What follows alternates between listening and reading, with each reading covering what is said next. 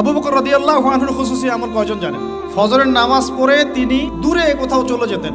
উমর রাদিয়াল্লাহু আনহু একদিন ফলো করছেন, যায় কোথায় এই মানুষটা। ফলো করতে করতে করতে করতে দেখলেন দূরে একটা বৃদ্ধা মহিলার ঘর আছে, অনেক দূরে, কাম্পুঙ্গের মতো।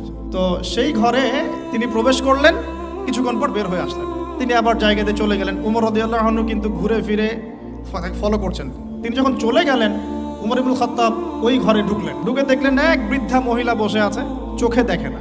তখন তিনি জিজ্ঞাসা করলেন যে কে আপনি, পরিচয় দিলেন, কি সমস্যা আপনার, আমি চোখে দেখতে পারি না। এই যে ব্যক্তি একটু আগে আপনার ঘরে এসেছিল সে কি করলো, কেন আসে প্রতিদিন, ইনভেস্টিগেট করছেন।